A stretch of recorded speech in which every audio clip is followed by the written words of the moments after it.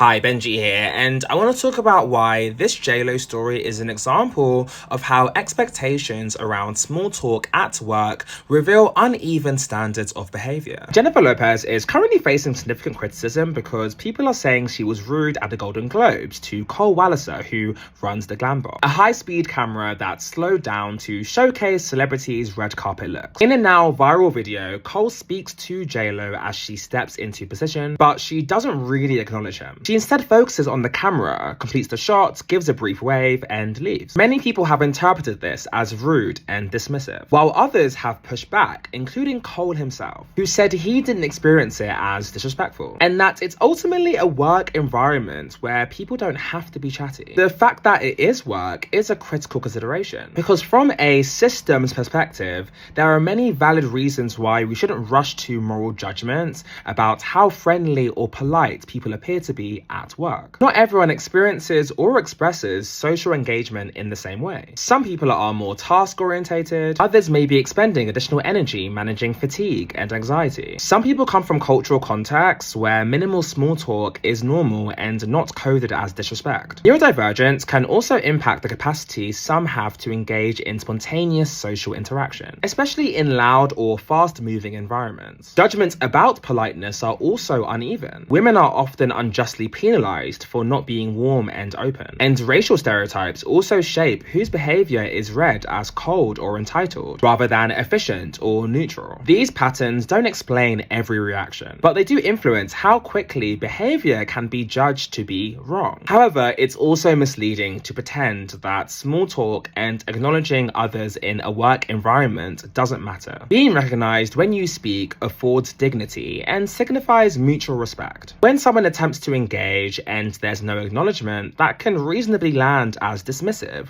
regardless of intent. Shared environments also come with a duty to consider impact, not just intention. The tension is that both elements of this discussion are true. Small talk has social value, and individual capacity and social norms are uneven. But unfortunately, conversations about this often collapse into extremes, with people either saying they don't owe anybody anything, or treating every deviation from behavioral norms as a moral failing, and denying that bias has any influence on this discussion. I think a more practical approach is proportionality and shared responsibility, recognizing both the social value of small talk and the limits of what we can fairly expect from people. Hope that helps. Bye.